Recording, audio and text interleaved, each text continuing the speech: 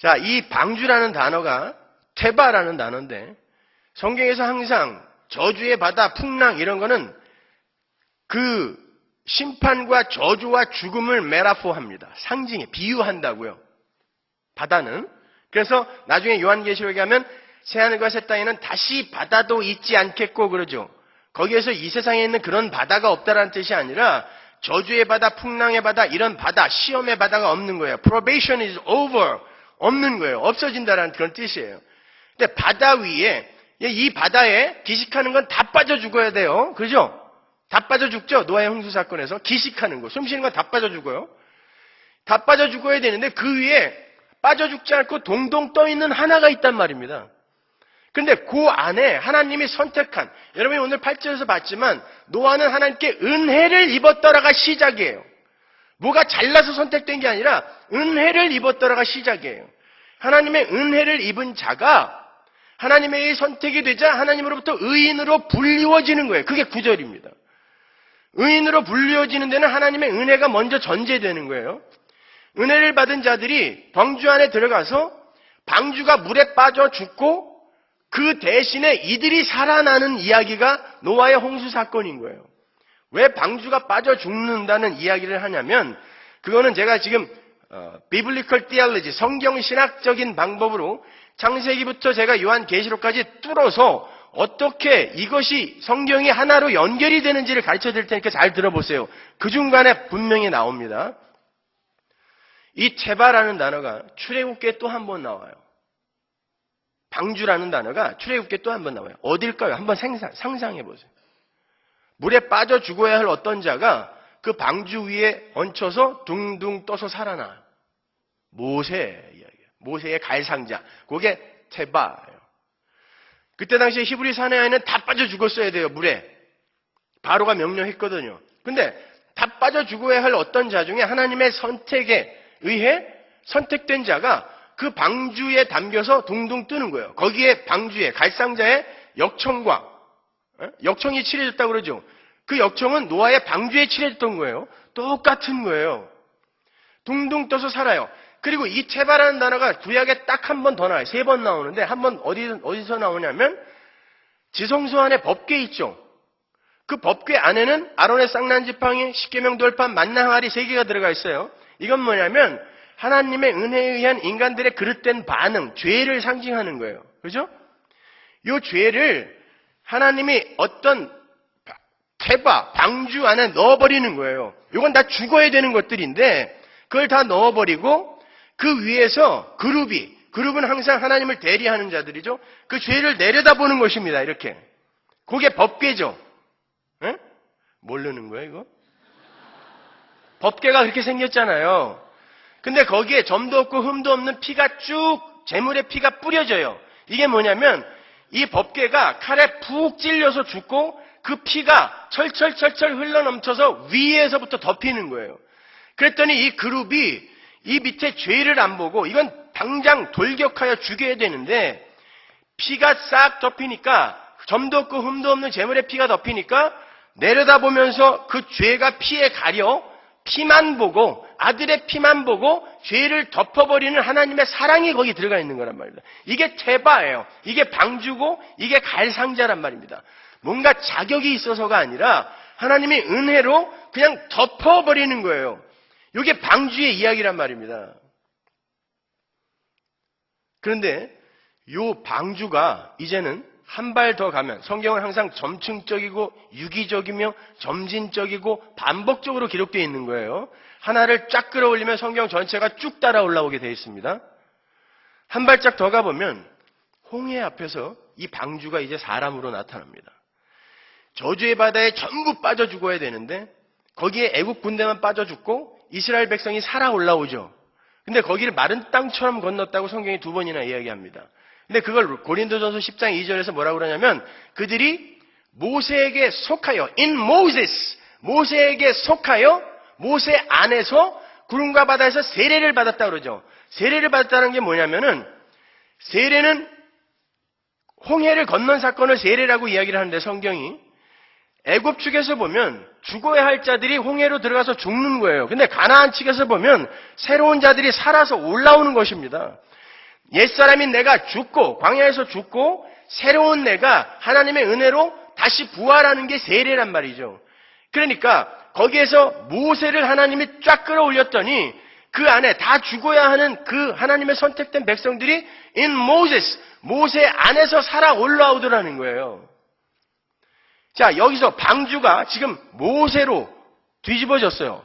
바뀌었어요. 사람으로 바뀌었어요. 근데 모세가 신명기에서 뭐라고 그러냐면 이제 나와 같은 선지자가 오실 것인데 너희는 그의 말을 들으라 그러죠.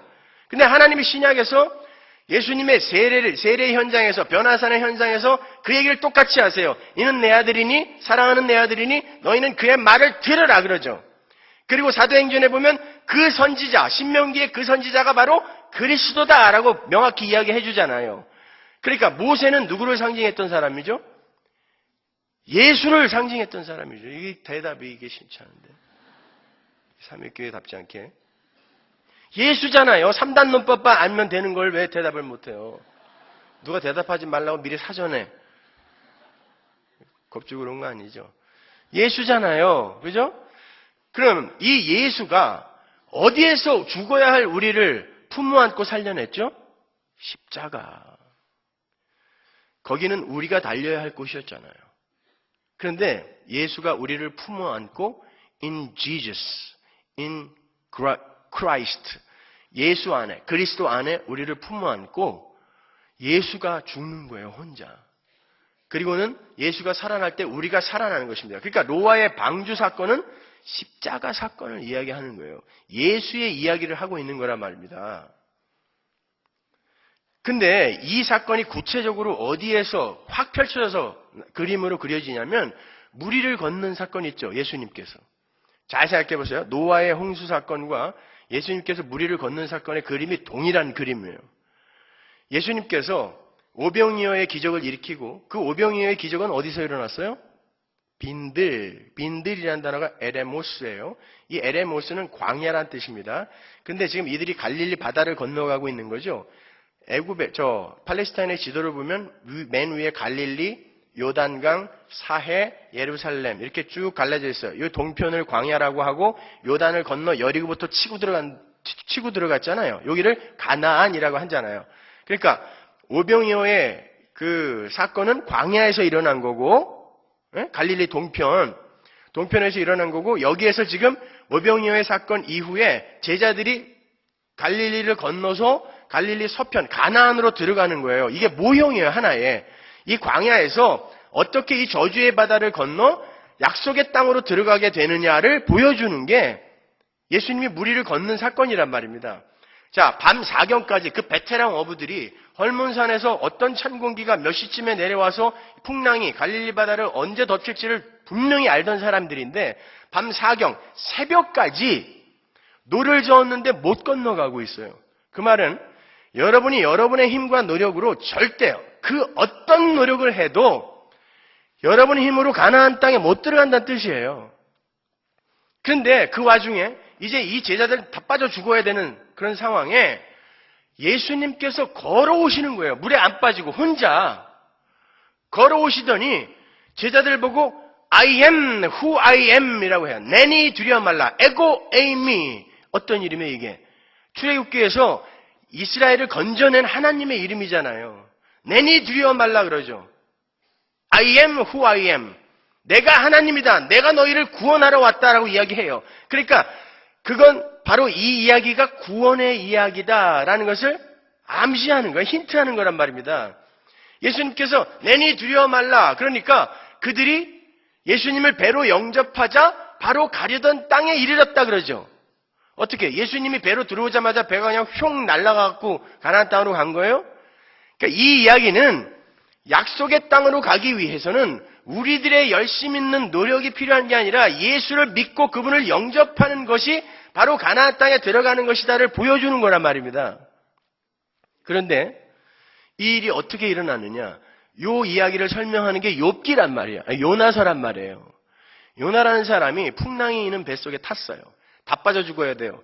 그건 그 풍랑이 있는 배는 니느웨라는 그 한 성에 들어있는 죽어야 할 진짜 죄인들, 그들을 모형하고 있는 거예요. 니느웨가 어디 수도예요? 아수르는 당시에 벌써 이스라엘의 조공을 받고 있던 나라란 말입니다. 얼마 있다가 아수르에게 망하죠. 북이스라엘이. 그죠? 그리고 그들이 이스라엘 사람들을 포로로 끌고 갈 때 항상 혀를 개구리 뒷다리 뚫어서 사람들을 연결해서 끌고 갔어요. 이미 그때. 근데 요나가 거기에 가서, 그 수도에 가서 복음을 전하라는데, 며칠 전에 우리 삼촌 끌려가고, 며칠 전에 우리 조카 끌려가고, 그거 봤는데, 거기 가서 복음 전하라는 하나님의 말이 들리겠습니까? 여러분 같으면 거기 가겠어요? 그래서 안 간 거예요. 그 사람 너무 욕하지 마세요. 그러니까 이 사람들은 이 선택된 백성들을 핍박한, 그냥 다 죽어야 할 자들을 지금 역할을 하고 있는 거란 말이죠. 근데 한 사람이 풍랑에 빠져서 물고기 뱃속에 들어갔는데 그걸 굳이 스월이라고 그러죠. 그게 지옥이란 뜻이거든요. 지옥을 경험하자 죽어야 할 자들이 가서 회개하라 했더니 다 살아나는 거예요. 풍랑이 있는 배가 그냥 살아나게 되는 거죠. 요 이야기예요. 그러니까 예수님이 저주의 바다 풍랑 속에 빠져 죽고 십자가에서 죽고 그분이 사흘 동안 하나님의 백성을 회복시키는 거예요. 창세기 1장에 보면 첫째 날, 둘째 날, 셋째 날에는 하나님이 스트럭처를 세우시죠. 그죠? 혼돈과 공허. 이거는 혼돈은 there's no structure라는 뜻이에요. formless. 공허는 emptiness. 이게 저주의 땅이란 말이에요, 이것이. 근데 이 혼돈을 첫째 날, 둘째 날, 셋째 날 스트럭처로, 폼으로 세우시잖아요. 그리고 넷째 날, 다섯째 날, 여섯째 날을 첫째, 둘째, 셋째 날로 채우잖아요. 해, 달, 별, 공중의 새, 육축, 그리고 인간, 이렇게 채우죠. 그죠? 그러니까 여기에는 컨텐츠가 들어가는 거고, 여기에는 스트럭처가 있는 건데, 사흘, 왜 예수님께서 사흘을 꼭 십자가에, 그 무덤에 계셨어야 했냐면, 이 하나님의 백성들을 회복시키기 위해서예요. 그래서 나흘도 안 되고, 닷새도 안 돼요. 사흘! 성경이 이렇게 기가 막힌 일관성이 있단 말입니다. 그 사흘을 요나가 그 지옥에 들어갔다 나왔더니 죽어야 할 자들의 지옥이 사라져버리고 이들이 살아 올라오는 거예요. 할렐루야. 아멘 안 한다고 그러더니 잘만 하시네. 여러분 이게 구원입니다. 이게 기독교란 말입니다. 그래서 여러분은 이제 저주의 풍랑, 저주의 바다와 아무런 관계가 없는 분들이 되어버린 거예요. 그걸 은혜라 그래요. 근데 문제가 있어요. 여러분이 인생을 살아보면 아시겠지만 풍랑과 우리가 관계없는 자가 됐다고 하는데 여전히 풍랑이 일어. 우리의 삶 속에. 그죠? 아닌 것처럼 전부 다 풍랑 속을 살아가요. 하나 해결되면 또 하나 터지고 하나 해결되면 또 하나 터지고 어떨 때는 목매달아 확 가버렸으면 좋겠어. 예수를 믿는데도 그런 마음이 안 들어요? 들어야 정상입니다. 여러분에겐 대적이 있기 때문에 그래요. 거기에서 여러분들에게 믿음이 필요한 거예요. 이 풍랑이 곧 나를 목매달아 죽게 만들어버릴 것처럼 힘들죠. 나를 죽이려고 달려드는 거예요. 우는 사자처럼. 그런데 거기에서 여러분이 복음을 올바로 안다면, 하나님의 말씀을 여러분이 올바로 안다면, 아니야, 너는 나 못 죽여. 나는 이미 예수 안에서 풍랑을 밟고 일어선 사람인데 네가 어떻게 날 죽여? 너는 날 지금 속이려고 하는데 난 너를 딛고 일어서 있단다? 절대 넌 못 죽여. 이리로 가.